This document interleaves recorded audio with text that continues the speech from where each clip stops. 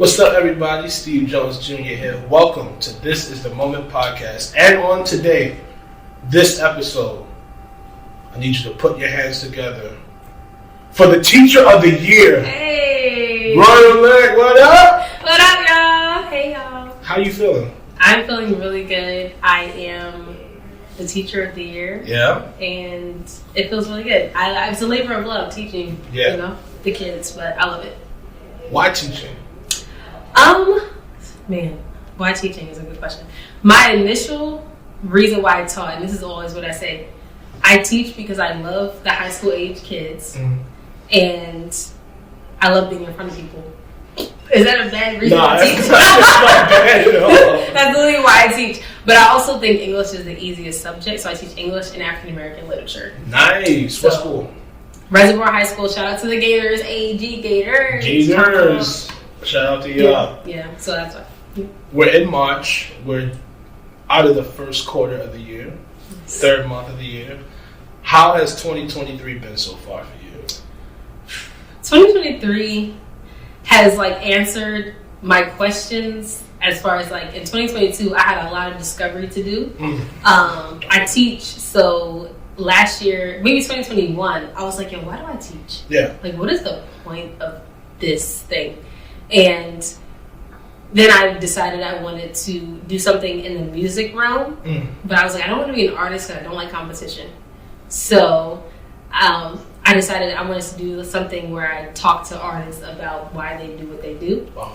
And then I was like, man, how do I do this? And so I started the Rhoyal Lyrics Show, which is where I talk about music and talk to artists about things about music and stuff like that. But in 2023, I was like, what do I want to do with all of that? Yeah. Because I teach, but I love talking to my students about music too, so I do talk to them about it. But in 2023, I've just been kind of trying to hone in on exactly what I want to do with the music, with the teaching. I love talking about Black history, trying to mix all those together. So, speaking of history, March is Women's History Month. Question for you. Name an influential woman in your life, and you can't name your mother. That's interesting. Okay. An influential woman in my life. So no family, because I could name family. Just no family, because... No mom. No mom, no grandmom. You going down the lineage now. I'm just saying. Okay. Grandmother's school. So I would say my grandmother. Okay. Because she is somebody who I look up to as far as she's retired now. She was a social worker, but she was somebody who was cross-generationally. She could connect, and she connects, so she's still alive.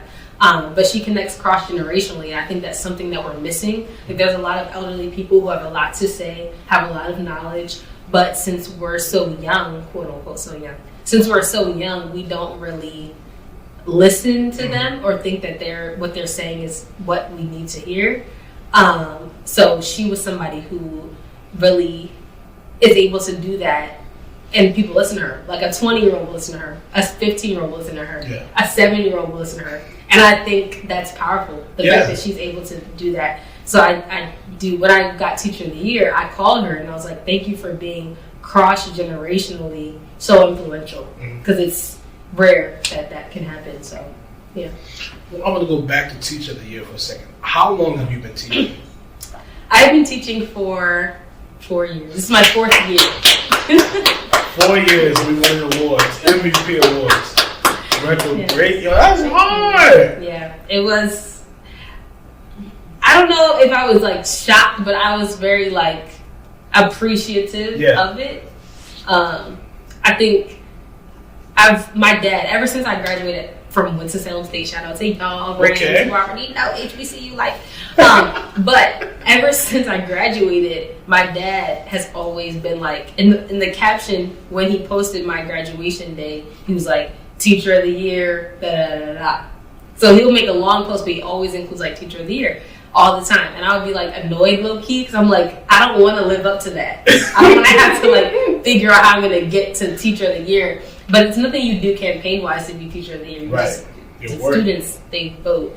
So when the students voted for me this year, I was just kind of like, not arrogantly, but in my like heart of hearts and my spiritual mind, I was like, my dad has been saying this. You know, like I'm not arrogant about it, but my dad told me I'd be teacher of the year in 2019 when I graduated college. So I wasn't like, I knew this was going to happen, but I was like, thank you God for showing me what my dad, like prophetically, like he's been saying. So, yeah. That's super. I'm going to talk about music real quick. Yes, love it. And then, since we're in Women's History Month, give me a dream collab in the history of music. 2 women. 2 women. Dream collabs. Okay. I would probably. I'm hearing Whitney Houston. Whitney. And okay, I kind of want to put people together in eras. You're fine. So I'm going to put Whitney Houston with Diana Ross. Ooh, wow. Because Whitney Houston has one of those stadium voices that doesn't need a stadium. Right. Can we say that? Like, absolutely. She doesn't need a stadium, but her voice sounds like she's in a stadium all the time. So that voice, along with Diana Ross's voice, who, okay, when I was younger, I thought that Whitney Houston was Diana Ross. I can see that. Okay. I can see that. I can see that. When I was watching The Wiz, I was like, I thought it was Whitney Houston. So that's why I kind of put them together. But both of them have like stadium voices and don't need a stadium. But I think that Whitney Houston's voice would pair well with Diana Ross's because Diana Ross is also, she has like this small voice that is loud. Yeah. And I think Whitney Houston has a big voice that is loud, but she can make it small too. So I just want to see that gel together. Do you like? Is The Wiz one of your favorite movies? Top 2 and it's not 2. I would say, as far as musical theater goes, okay, The Wiz is always yes. I've had a lifetime trauma of The Wiz, and I just finished watching The Wiz, and I'm 26. During the pandemic was the first time in my life I watched The Wiz. Wait, what? During the pandemic was the first time I watched The Wiz from beginning to end, like without cutting it off. Like I've had trauma. It's the people in the beginning coming out the walls. It's them. Once I saw that at 5, I said, I don't care how much Michael Jackson is in this, I'm good. And then that little pink thing, that.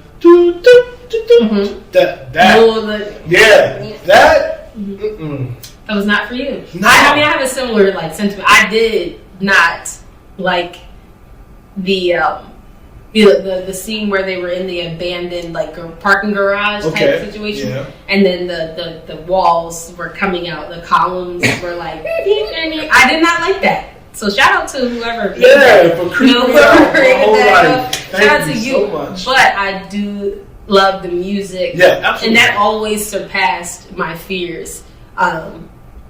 For some reason, I love my favorite song on The Wiz would have to be. Okay, this is like not like one of the the main songs, but the Poppy Girls. Yes. Yes. That song is crazy because it got that OJ's for the Love of Money feel. It's the best song on there. There's no voice on it. None. It don't need no voice. That's all you need. That's all you need. With a bass on like that, you should just play your part. I used to play that like all the time when I was younger. I used to just play that, and I'll be like, "Dad, can you play Poppy Girls?" And he would just play it. And be like, "Yeah, you love music." I was like, "Yeah, we here." But yeah, that song, and then You Can't Win. I'm mad that You Can't Win is not even in the actual. Oh yeah, the little Broadway situation. It's not. I don't care about the Broadway situation. I actually didn't even know there was a Broadway situation until recently. But I've always thought it was just a movie. Really? There was a Broadway situation before the. Absolutely. Oh, I didn't know that. Yeah. Who was in that? Stephanie Mills. She was actually supposed to be Dorothy, and then Barry Gordy came in and took over, and awkward enough. That's awkward because I definitely was like, oh wow, this is so dope how they created this out of nowhere. A movie on the black version of The Wizard of Oz. Wow, so cool. I thought that. Yo, that's so crazy. Thank you for Stephanie Mills. I appreciate you for paving the way. But at the same time, I'm sorry to you because they killed it. They killed it. No? Awkward. I guess I need to see the Broadway show. Yeah, you might want to watch the old clip of that. I love The Wiz and I love the Broadway version, but to me, Dorothy's supposed to be 15. She's supposed to be young. Diana was 50. She was like 19. She was 50 years old. She gave. Diana Ross. No. Actually, let's go back. Let's rewind. She had gray hair. No, that wasn't even. It really is the true. The way Dorothy played that role is the way that she should have been 19, 20 in this movie. Mm-hmm. Because it's showing like how it is to be in your 20s and the start of after graduating from college, being that age, 2021, or even being in college, you're trying to find your way. Yeah. You're trying to figure out if you want to go back home, if you want to go back home to teach, or you want to go back home to do whatever you do. So I think Dorothy, at whatever age she was, if she was like, she did look low-key like 30 in that movie. 40.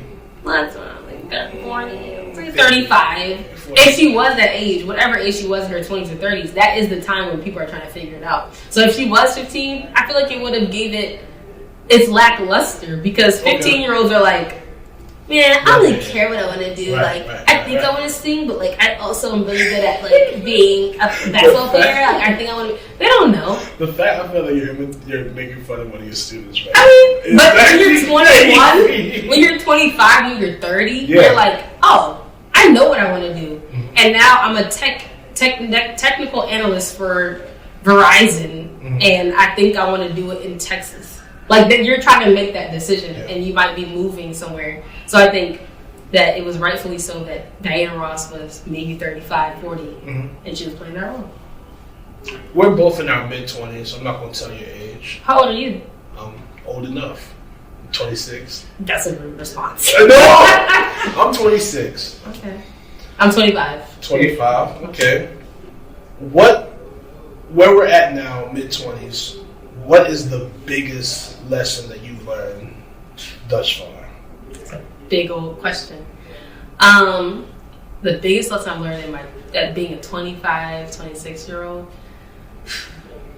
I would say probably you're still figuring it out. That's the lesson.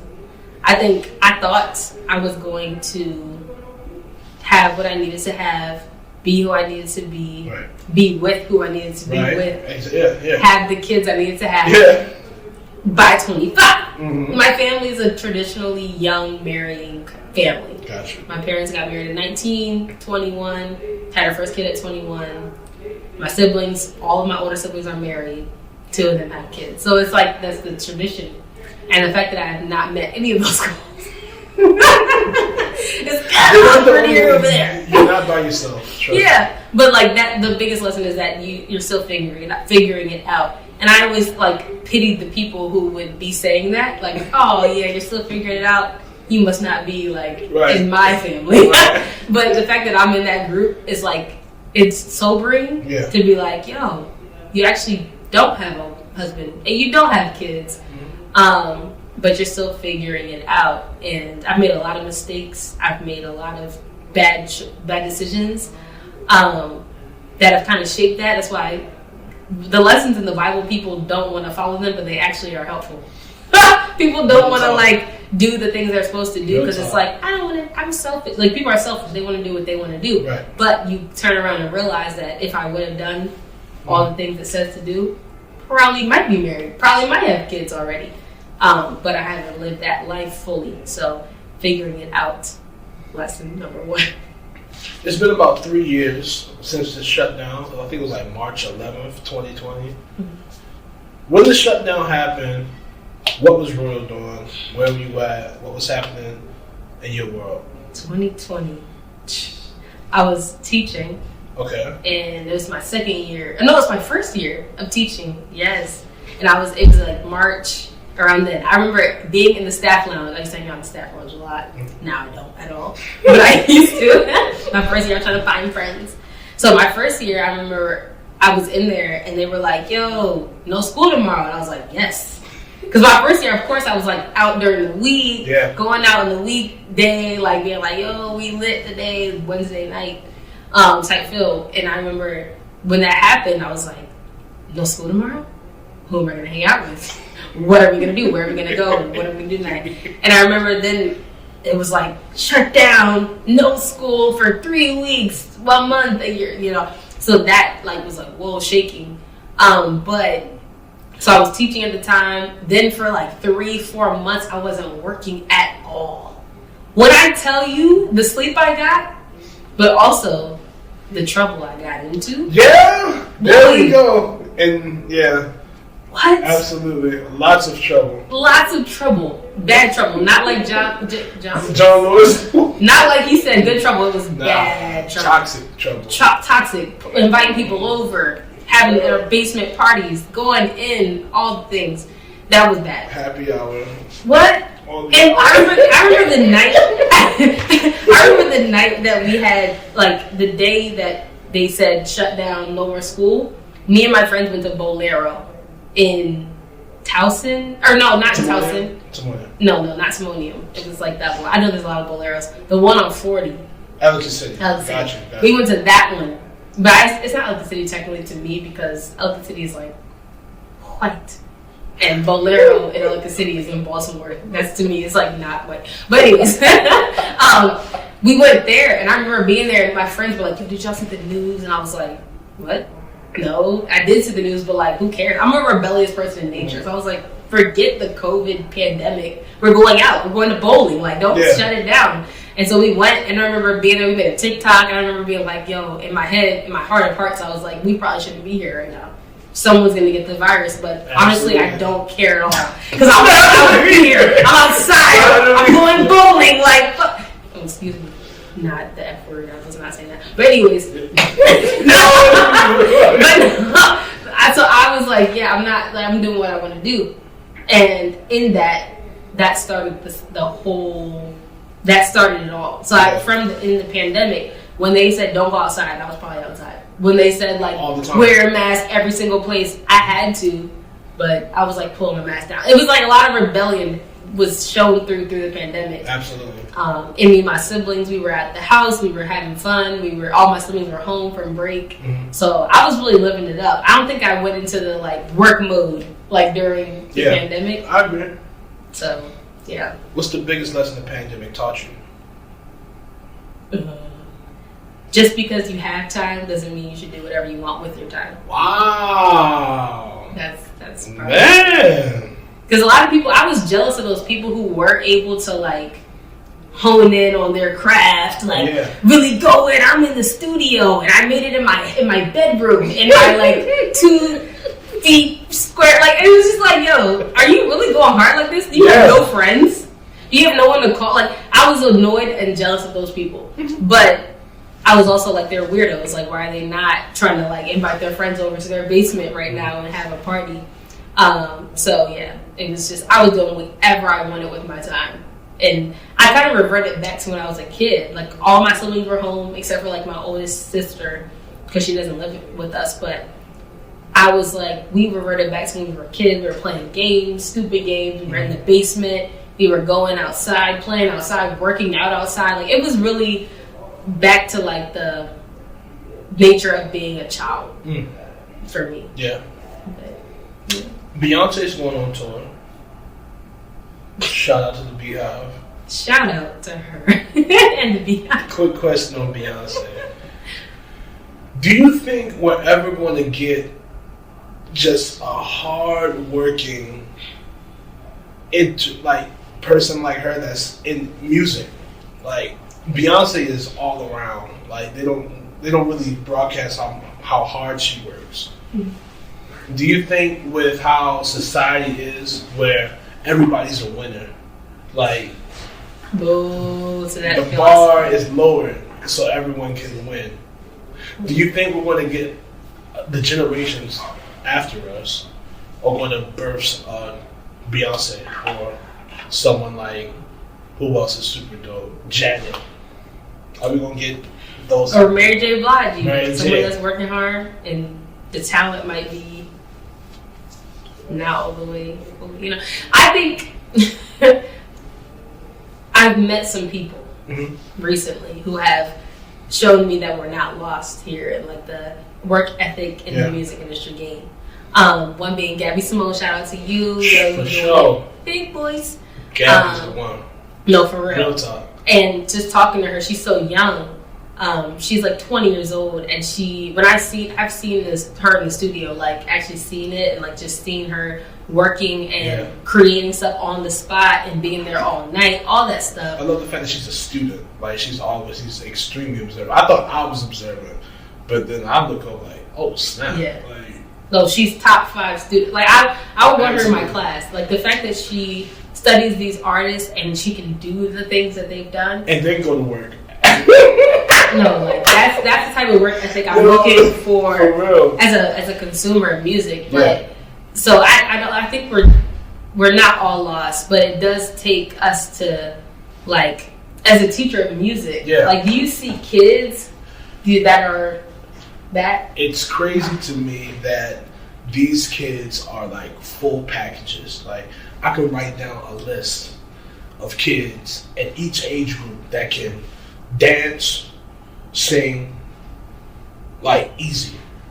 It comes like naturally comes off them. At some classes, I'll start class. I'll be like, I'll play some music to see what they about to do, like on like splits, like flips, like beyond getting sturdy. Like they like can actually go, and it amazes me. Like you see something like this, and our thought process is like, yo, let's keep growing that. Whereas they come to school and it's like, no, that's not. That's why I made sure I got an after school program going. Music club after school Wednesdays. Like, yo, get this talent out. Because it's amazing what we can do, our people can do naturally without being taught. Like, if we can do this naturally, imagine what happens when someone that's like, all right, here's what you do with this. It's amazing to me. So. But the sad thing is, because you teach elementary school. Yeah. So, at what age is 5th grade? Like, 5th grade is 10. 10. After 10, they get to middle school, people are making fun of them for doing splits. It's a wrap. Like, people are making fun of them for being able to sing and singing anytime they want. People are making fun of them for dancing at the talent show or being like, oh, now they're labeled as that kid that will do that. Then they get to high school, and it's really over at that point. At that point, high school, I have a student that has auditioned for The Voice. I have a student that's auditioned for American Idol. A student, she literally has auditioned for every singing competition. Her family like does that regularly. Like she said her mom has auditioned, her dad. They've all been in the music industry world. Yeah. And I'm like, oh, so like the Black History Month program's coming up. Do you want to do that? And she's like, what? No. Because that won't make fun. And I'm like, wait, what? You literally auditioned for The Voice. You don't want to sing for the school? She's like, no, she sings for funerals. She gets paid to sing for weddings. I was like, so you don't want to sing for the school? No, because like, no, like they're going to think it's weird. I'm like, oh, so now we're in an image game. Like, it's like, oh, like they're going to think I'm weird, but this is what you do. And you know. That happened to me in high school. And I think the solution to that, Rhoyal, what is it? Is we need the same way we push the curriculum, the same way we push Common Core standards or whatever the case may be, we really need to push what these students really want to do with their lives. Yeah. Like, for me, my senior year, I won't forget it. Everybody knew I was the music dude, like gigs, singing, drums. And one morning, my teacher was like, go up on the Promethean board. We don't even have Promethean boards. What is Promethean? A Promethean board was basically when the smart board that you can draw and it could connect it to the computer. Before we had, it was that. So she made me pull up how much musicians make a year. Oh yeah, I remember this. And I'm in there. I'm like, okay, cool, fine by me. And it was like $32,000 a year. I mean, I would, as a kid, I'd have been like, that's not a lot. Yeah, but it was just like, she was like, you need to find a real job, because this isn't, even if she meant well, it was the fact that it was me in front of all the class, And then I'm like, wow. Yeah, it doesn't get celebrated. Yeah, and it needs to be, because y'all pay top dollar to see all these people perform. Like, we need a new Beyonce. We do. And I think it's coming. I mean, honestly, I've been around so many artists lately, like, and I've always been around these same people, but now they're putting the stuff out. Mm-hmm. And, like, my thing about artists is put the stuff out. Stop not putting the stuff out. I really get upset at those people. Sorry, shout out to y'all who can, like, sing and dance and all this stuff, but y'all don't want to do it, though. I'm about to say, you sing. Let's not go. But, okay. On this show. I like singing, but I'm not a singer. I don't. You are? You lead praise and worship. I like praise and worship. And you lead it. I you can sing. Stand up there. But, like, even to my detriment. I love music, but I do love, like, I hate it when people like that do music don't do music. I feel you. You know what I mean? And they have stuff in their arsenal. I hate that word, honestly. But they have stuff in their arsenal that they don't use. Or they, like, have perfectionist problems, or they, like, won't put it out, or they write music secretively. Why are you writing the music if it's a secret? You talking about me now, yeah. I'm speaking to you. For me, it was, and I had to snap out of this during the pandemic. I'm gonna wait for the right time. Like, bro, your time is, like, now. And the only way to get better at something is to continue to do it. Yeah. Repetition. So I definitely understand that, because I was going through that for a while. But why though? Like, I mean, I get it. You so crippled by it, but it cripples people. They're like, I can't put it out because it might not be perfect. Yeah. Well, guess what? Somebody that isn't perfect is putting it out. I literally, whenever I go live for Talk About It Tuesdays, I went live with Gabby recently, and we had some people get on there and do little talents, you know? And people that get on to do the talents, a lot of them are amazing, and a few of them aren't. But the people that aren't, they're bold. They have nothing. So I'm like, where are the bold good people? Like, my question is, like, hey, good people that are good at singing, good at dancing, and good at writing, where are you? But you're so perfectionist that you don't want to just see if it's going to land. You want to let it sit because you're scared that it's not going to land. Stop being scared it's not going to land. Yeah. Because it can never fly. If you never let it fly, how can it land? It's never going to land. Good. I'm just saying. Never going to let it fly. Perfectionist, I'm sorry. If you're a perfectionist, you actually need help. You need to go to therapy. Because, like, we're waiting and we can't have it. We have people like, Ice Spice. Well, we have people like Ice Spice making music. It's cool. The beat is tough, but come on. Like, there's somebody out there that's probably Ice Spice that's making music that is meaningful, probably has lyrics that are meaningful, but won't put it out because they're a perfectionist. So, perfectionists get help. Right. You're right. Perfectionists get help. Let's talk about influences. Let's do music and just in culture in general. Who are some of the most influential people that you're looking at right now of this time? Do you think most influential people, musicians, most influential artists, musicians? I would say one person that sticks out in my mind right now is definitely Adam Blackstone. My man's is influential. Yeah. Philly. I'm not from Philly, but yeah.